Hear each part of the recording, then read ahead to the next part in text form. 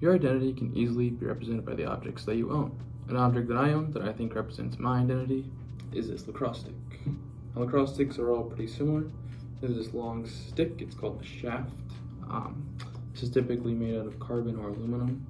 Down here you have the butt end, it's just made out of rubber. Up here is called the head of the lacrosse stick. This is made out of a hard plastic.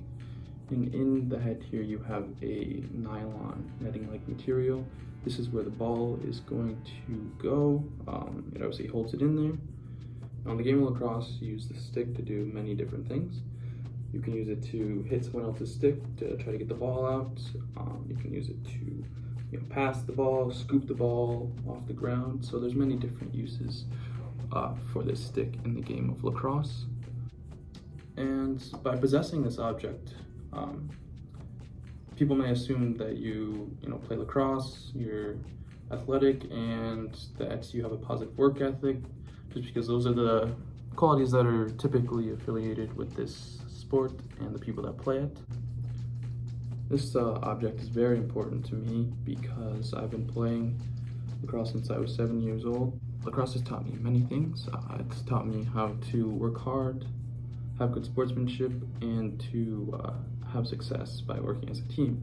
Lacrosse has some very interesting history, so let's dive into that.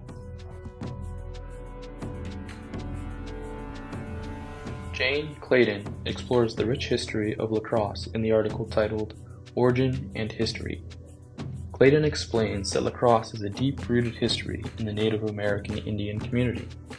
Lacrosse, or stickball, as they used to call it, was played over several days, with the playing field being up to several miles long, and trees or other natural features were used as the goals.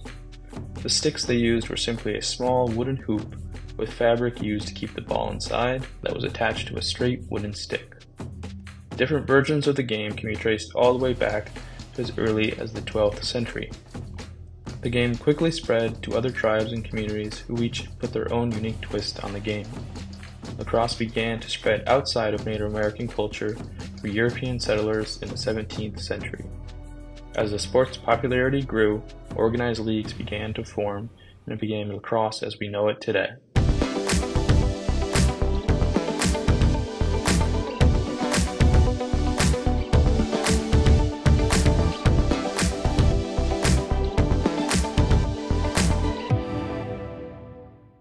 Lacrosse is so much more than a recreational game to Native American Indians.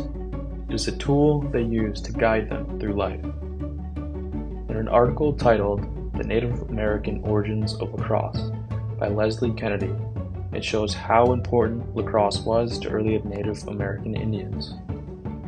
In this article, a former professional lacrosse player for the Iroquois national lacrosse team and a member of the Onondaga Nation, Neil Paulus, says, "Lacrosse is a part of that story of our creation, of our identity, of who we are," he says. So when we play the game, we always say that there is a simultaneous game going on in the sky world.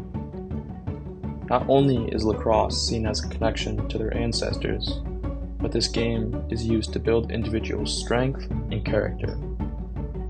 The article titled The Indian Origins of Lacrosse by Anthony Aveni, the players would have to go through a Cherokee training ritual where they'd be scratched by a sort of comb made of sharpened splinters from the leg bone of a turkey. The players would have this comb stabbed into and dragged through their skin 28 times, all to be done without flinching. Lacrosse was also used as a way to settle disputes. Daylight was very important to early Native American Indians because they had to hunt and gather in order to survive.